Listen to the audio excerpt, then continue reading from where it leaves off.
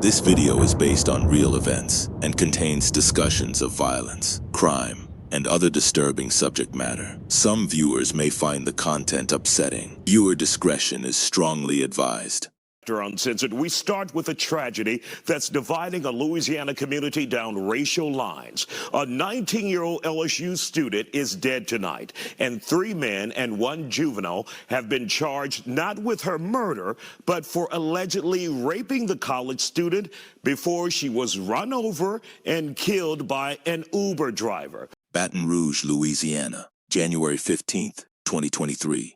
3 a.m. a rideshare driver is working the late shift. Quiet roads, empty streets, nothing out of the ordinary. Then his headlights catch something on the pavement ahead. He slows, he stops. He gets out of the car. It's a young woman. She's face down on the road. She can't get up. She can't speak. She is somewhere between conscious and gone. And she is completely, utterly alone. He calls 911. He doesn't move.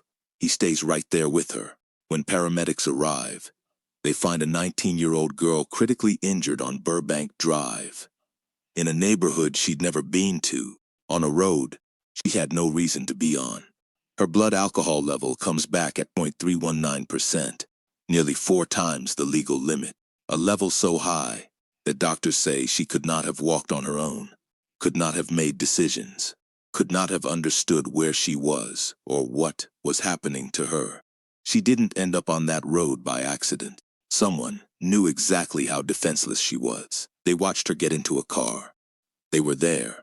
And then, when they were done, they opened the door and left her in the dark. Her name was Madison Brooks. She was 19 years old, an LSU student, a daughter, a sister, someone's whole world, and she was never going home. Before we continue, what you are about to hear is a true story. This case involves sexual violence and the death of a 19-year-old woman.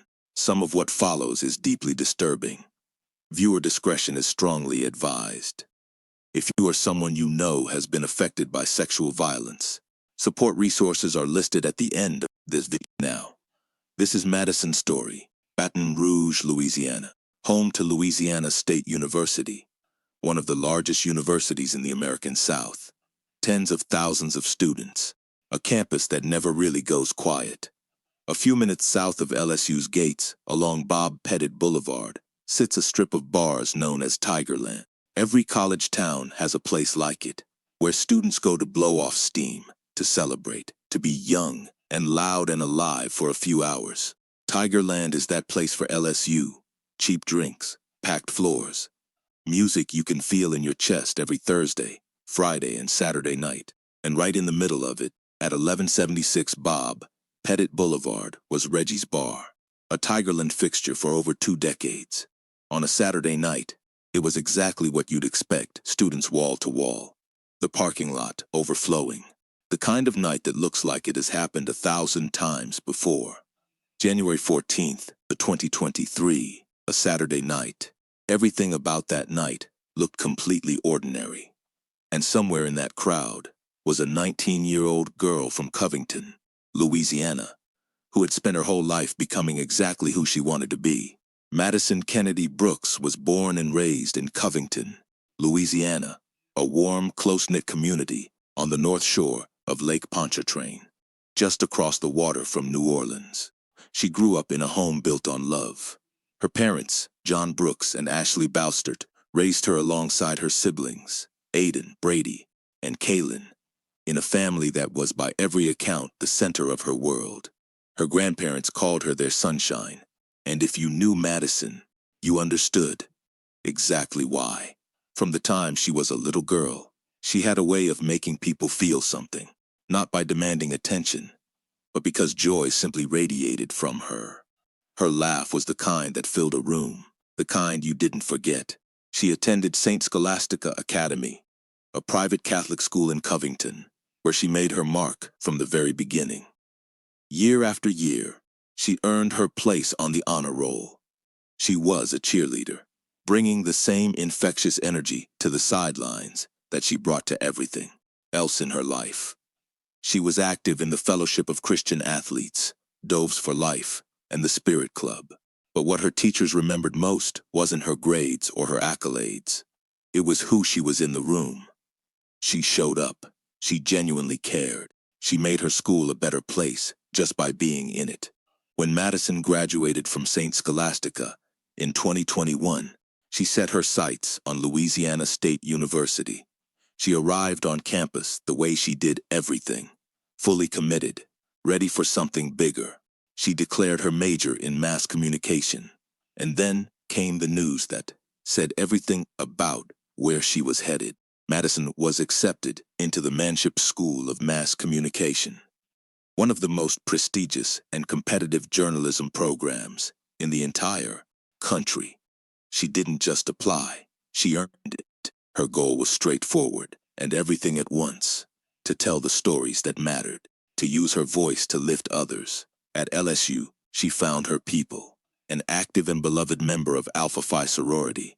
Her sisters would later describe her as someone whose heart was pure and whose laugh was infectious. Pink was her favorite color.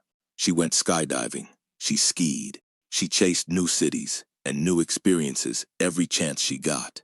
But ask the people who truly knew Madison what mattered most to her, and every single one would give you the same answer: family, friends, weekly dinners, long phone calls with her mom, the people she loved, who loved her right back.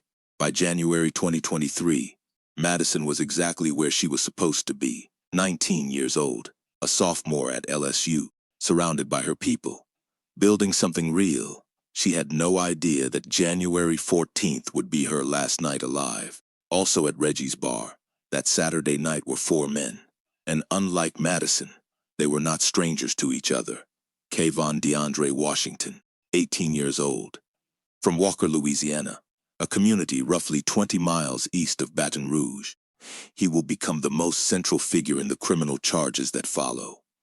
Desmond Carter, 17 years old, also from Walker, the youngest of the four, and on January 14, 2023, still legally a minor.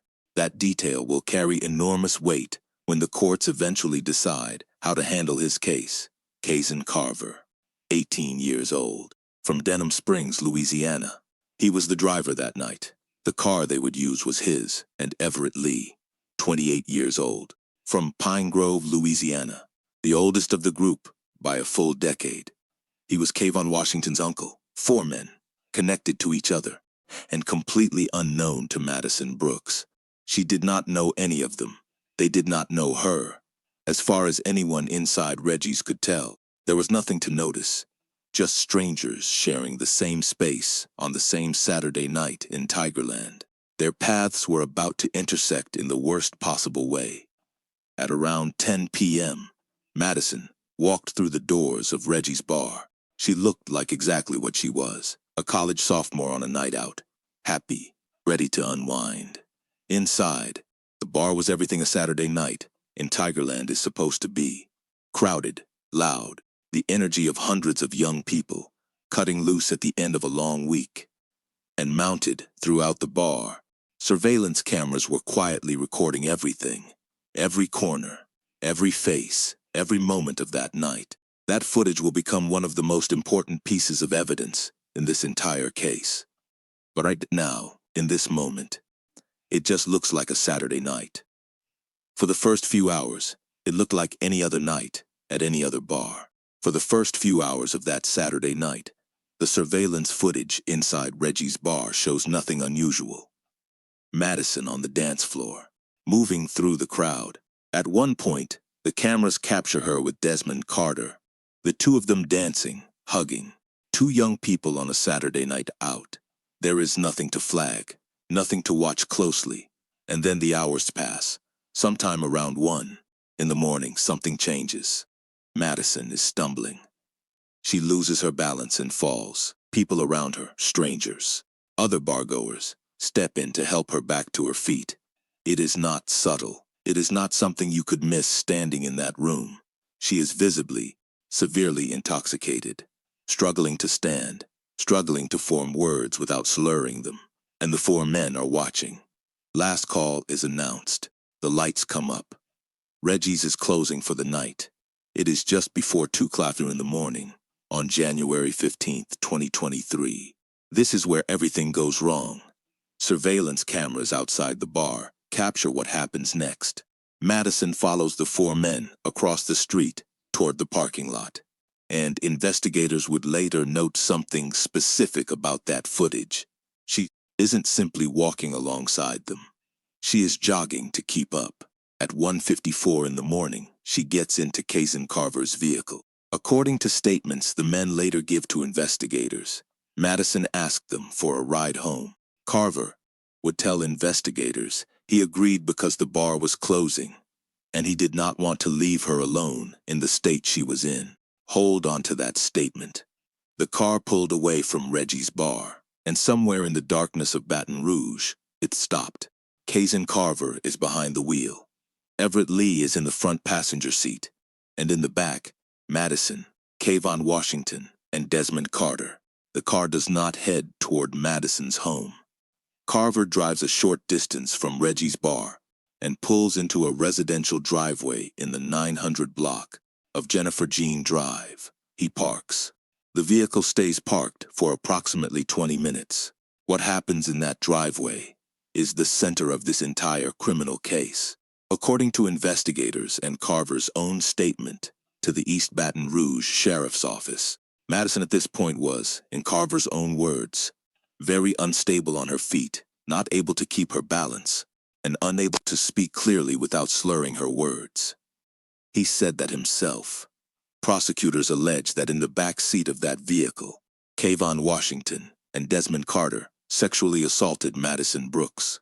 She was incapacitated. She was in no condition to understand or consent to what was being done to her.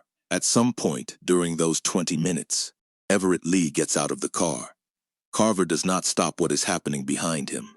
According to prosecutors, he cheers them on from the front seat, and he records portions of it on his phone.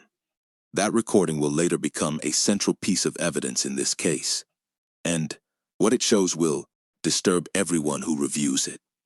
When investigators later sit across from Carver and ask him directly, did he believe Madison was too drunk to consent to sex, he does not hesitate for long. 2 words, I guess.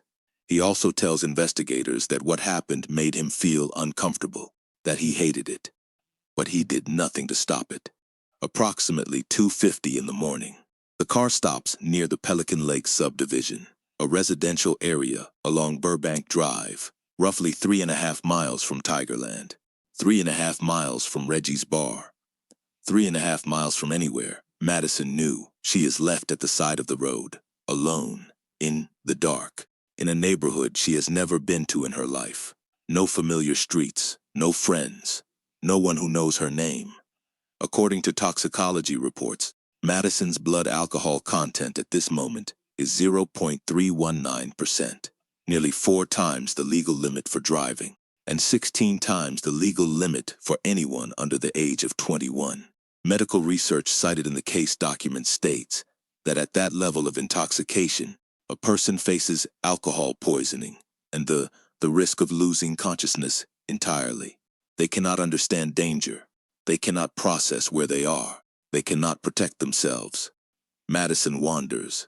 She moves away from the subdivision, disoriented and unsteady, drifting through the darkness of a neighborhood she cannot navigate, toward a road she has no idea is ahead of her. Burbank Drive, a 4-lane highway. Moving fast, dark at 3:00 in the morning, with nothing but headlights cutting through the black. She ends up standing in the middle of it. They left her there, and they drove away. He comes around a bend on Burbank Drive. His headlights sweep across the road ahead. There is no time to stop. The Lyft driver strikes Madison in the middle of the highway. He pulls over immediately. He calls 911. He stays. He is not impaired. He cooperates fully with investigators. He is blameless, entirely, and he will carry the weight of this moment for the rest of his life. 2 other people pull over alongside him, Bo Adams and Catherine DeVilliers, 21-year-old LSU seniors and roommates, driving home after Adams finished his shift at work. From their car window, they thought the stopped vehicle had hit an animal on the road. It was not an animal.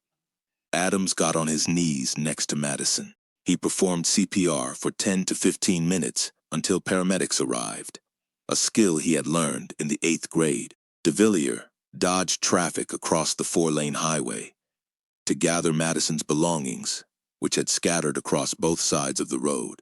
She found Madison's purse on the other side. They did not know her. They stopped anyway. Paramedics arrived and rushed Madison to hospital in critical condition. Her family was called.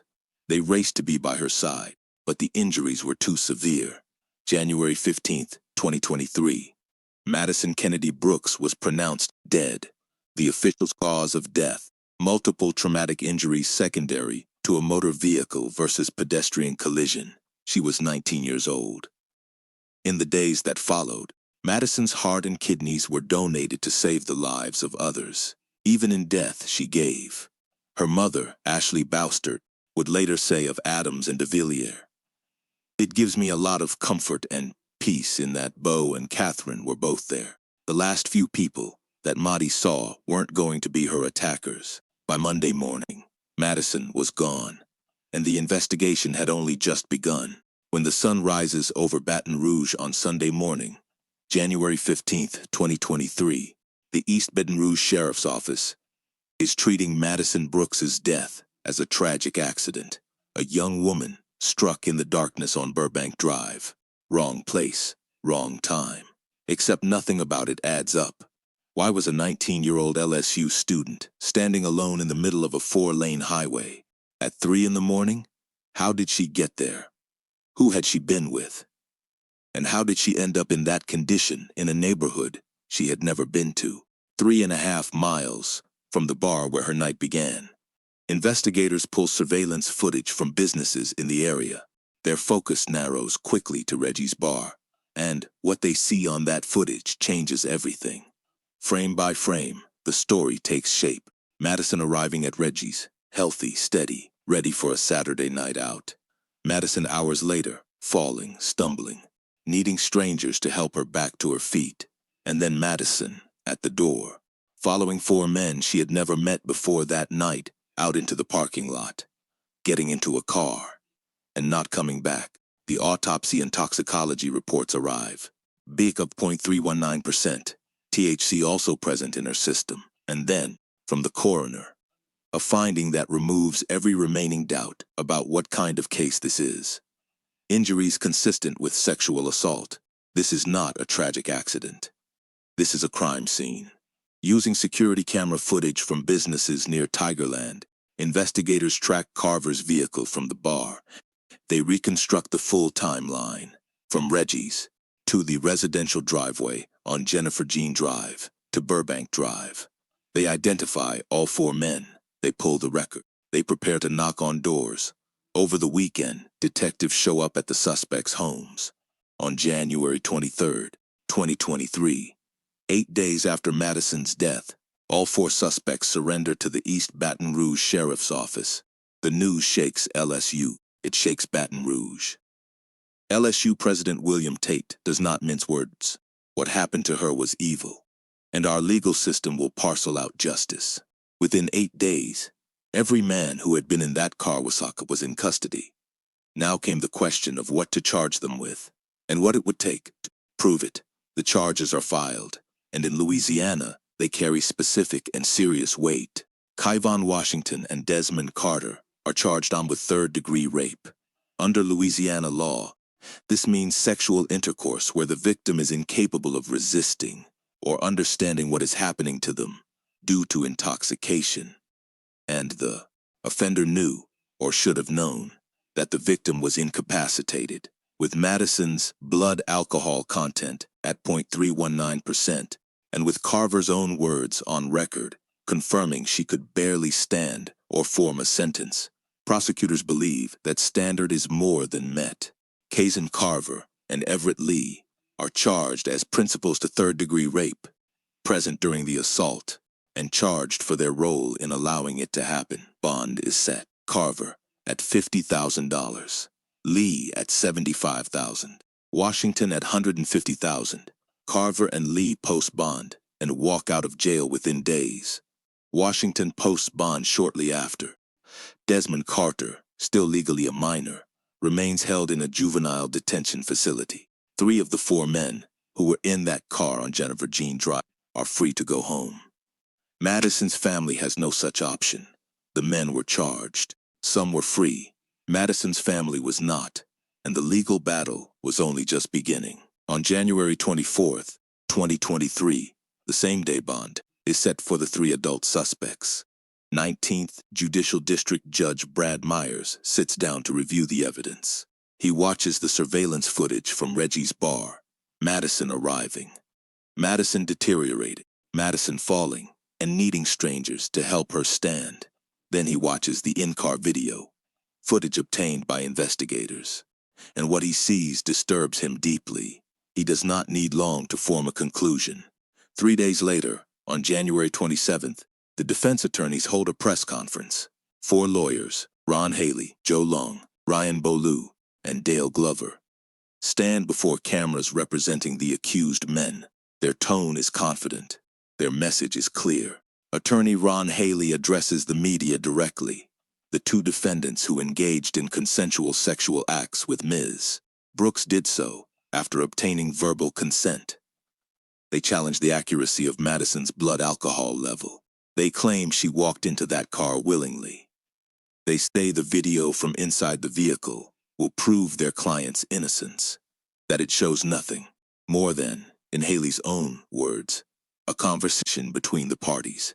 And then comes the declaration that Madison's family and the watching nation will not forget. Absolutely not a rape. Listen, this is a tragedy, definitely not a crime. But here is what the defense did not account for. Judge Myers had already watched that video. He had already seen the bar footage, and he had already reached his own conclusion about what both showed. At the January 24th bond hearing, 3 days before the press conference, Myers described in open court what the in-car recording revealed. The suspects, he said, were callously laughing at a barely conscious 19-year-old girl who was slurring her words and struggling to hold herself upright, not helping her, not checking on her, laughing. Then Judge Myers delivered a single line that cut through every claim the defense had made or would ever make. The evidence to me is clear. A crime occurred that night. The video the defense believed would save their clients had done the opposite. And those charges were about to get a lot more serious. February 22nd, 2023. An East Baton Rouge Parish grand jury convenes to review the evidence. And for Desmond Carter, the teenager who was 17 years old the night Madison died, their decision is seismic. The grand jury indicts Carter on first-degree rape and third-degree rape. He will be tried as an adult. His name, withheld from the public since his arrest because he was a minor, is now on the record for the first time. In Louisiana, first-degree rape carries 1 sentence, life in prison without the possibility of parole. He was 17 on January 15th, 2023. He is now looking at the rest of his life behind bars. Madison's mother, Ashley Boustert, responds with words that carry every ounce of what she is living through. I'm pleased with the indictment, but as a mother who just lost her child, it's still a tough pill to swallow. I am confident in our justice system. I feel justice will prevail. Carver and Washington would each be indicted on first-degree rape charges in the months that followed. As for Everett Lee, his story takes a very different turn. That comes shortly. But Desmond Carter wasn't the only suspect facing new revelations. As investigators dug deeper into Kyvon Washington's past, what they found was deeply disturbing. On January 27th, 2023, the same day Kyvon Washington posts his $150,000 bond and walks out of jail in Madison's case, investigators receive a phone call. A young woman has come forward with a story of her own. She tells police that Washington assaulted her in May 2020 at a pool party in Walker, Louisiana. At the time of the alleged assault, he was 12 years old. Washington was 16. She had reported it to police in March 2021. No charges were filed. The case went nowhere. Now, with Washington's name on every front page in Louisiana, investigators take another look. He is arrested the same day he walks free, charged with first-degree rape of a victim under the age of 13. The young woman, now 15 years old, speaks publicly. "I feel like if Walker police had listened to me when I told them he was a rapist," she says, "Madison Brooks would never have gotten raped." Then, in early 2023, a third victim comes forward. She tells police that in August 2022, she encountered Washington after a night at Reggie's bar in Tigerland. She was intoxicated. She was looking for somewhere safe. Washington was there. She came forward on January 25, 2023, the day after his arrest in Madison's case. 3 separate rape cases, 3 separate women, 1 name, 3 alleged victims. And still the men's defense teams were not done fighting. Then comes the challenge that prosecutors know will define their entire case in court. Testing of the forensic evidence reveals a significant problem. DNA from the 4 suspects is not found inside Madison Brooks. Genetic material from Washington is found in the surrounding area, but not inside. A separate lab report concludes there is insufficient male DNA present to draw firm conclusions. The defense seizes on it. So does the public. District Attorney Hiller Moore faces it directly. "We have the burden of proof," he says. "He is presumed innocent. We believe our case. We believe that he committed this offense, and that's why he is charged the way he is." The prosecution's case will rest on what the surveillance cameras captured, on Carver's own words, on the in-car video, on the toxicology reports, on the fact that Madison was left alone on Burbank Drive with a blood alcohol content of 0.319%. But the defense is not finished. In early 2024, defense attorney Joe Long files a motion seeking to introduce Madison's prior sexual history as evidence. He claims she had consensual sex with another person the day before she died, arguing it could explain her physical injuries and the absence of the suspect's DNA. Madison's family attorney, Carrie Miller, calls the move absolutely shameful. The trial judge, Judge Gail Horn Ray, rules the evidence admissible. The prosecution immediately appeals. March 2025, the First Circuit Court of Appeals overturns the ruling in a 2-1 decision. The evidence is excluded. The defense appeals again, this time to the Louisiana Supreme Court. October 7, 2025, the Supreme Court issues a unanimous decision. The lower court ruling stands. Madison's past cannot be weaponized against her. 3 courts, 1 answer. And then came a revelation that no one saw coming. September 25, 2025, Cason Carver waives his right to a jury trial. His guilt or innocence will be decided by a judge alone. His attorney argues that the years of publicity surrounding case have made a fair jury trial impossible. Then investigators reviewing court records find something that stops everyone cold: text messages in communications between Carver and his father, dating back to February 2023, just weeks after Madison's death. Carver wrote this, "And the judge we are getting, I think you know about her, but we are friends with her and she is really good for our case. Her son was accused of rape a while back, so she knows to help us." In other messages, Carver wrote that his attorney Joe Long believed the judge would rule in their favor. The presiding judge in Carver's case, Judge Gail Horn Ray, is the very judge these messages describe. The same judge who will now sit alone and decide whether Carver spends the rest of his life in prison. The state files an immediate motion for her recusal. November 4, 2025, Judge Brad Myers grants it. He makes clear he found no evidence of actual bias from Judge Ray, but the text messages, he rules, create an unmistakable appearance of impropriety, and the integrity of the proceedings must be protected. His words, "These messages were not musings. They were affirmative statements." Judge Ray is removed. A new judge, Fred Crifasi, is assigned. With a new judge assigned, the trial is rescheduled. But first, a question this case had left quietly unanswered for 2 years. Whatever happened to Everett Lee? Of the 4 men in that car on Jennifer Jean Drive, 3 have been indicted on first-degree rape charges. 3 face the possibility of a mandatory life sentence. The 4th is Everett Lee. When the grand jury reviews the evidence against him, they pretermit. They make no decision. They hand down no indictment. Lee, the front seat passenger, Washington's uncle, the man who reportedly stepped out of the vehicle that night on Jennifer Jean Drive.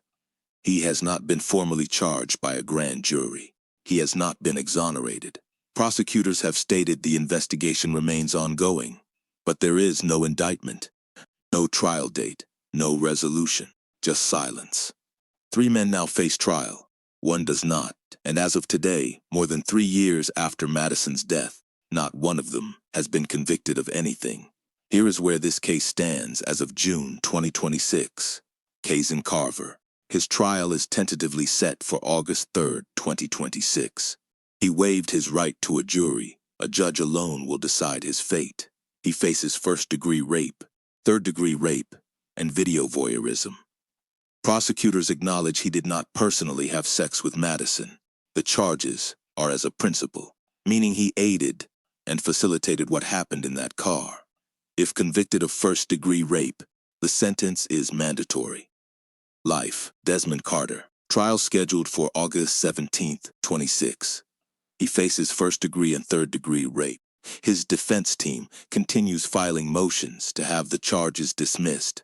He is currently out on bond. He cave on Washington. No trial dates have been set. In Madison's case, or in either of his 2 additional rape cases, 3 separate cases, no court dates for any of them. Not indicted. Status unresolved. The Lyft driver who struck Madison on Burbank Drive that night was never charged. He was not impaired. He stayed at the scene. He cooperated fully. He is blameless in every sense. But he too carries this night. More than 3 years. 4 men in a car. 1 young woman dead. And still, no convictions. In the aftermath of the arrests, attention turns to where the night began. Reggie's Bar. On January 23, 2023, the Louisiana Office of Alcohol and Tobacco Control issues an emergency suspension of Reggie's liquor license, citing the potential threat to public safety. LSU President William Tate is direct. All but one of the suspects in this horrific scenario were underage, yet were able to consume alcohol at a local bar. Enough is enough. The bar's history had been writing this ending for years. In 2015, gunmen threatened patrons inside at gunpoint. In 2016, an LSU player was stabbed in a brawl outside. The ATC had previously suspended the bar in 2017 for serving underage drinkers. There had been alleged rapes in the parking lot, a long pattern of incidents that had never drawn a permanent consequence until now. April 27, 2023. Reggie's liquor license is permanently revoked. Its owner is banned for life from operating any alcohol-serving establishment in Louisiana. The bar will never reopen. The ATC commissioner's words cut to the point. The issuance and acceptance of an alcohol permit is a privilege, not a right. What duty does a venue carry for the safety of the people inside its walls? When does tolerance of harm become negligence? This case did not answer those questions. It just made them impossible to ignore. For Madison's family, these conversations, as necessary as they are, came too late.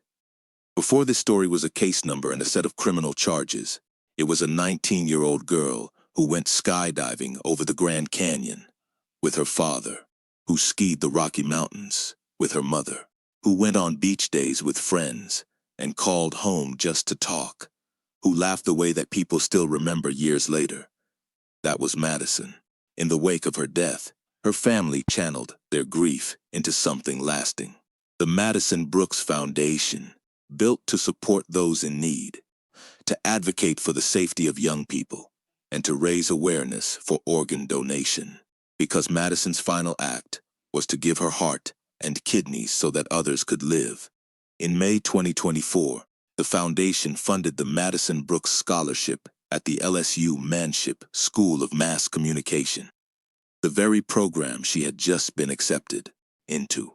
Her mother, Ashley, and her grandmother, Mandy LeBlanc, walked into that school together to personally deliver the gift, the school where Madison should have graduated, the stories she should have told, the career she should have built. Along Burbank Drive, flowers and handwritten notes still appear. "We love you, Maddie." Her grandfather, Kurt LeBlanc, said it simply. "She was pure joy and light. We will miss her terribly." Her family attorney, Carrie Miller, fought every step of the way against what she called absolutely shameful tactics.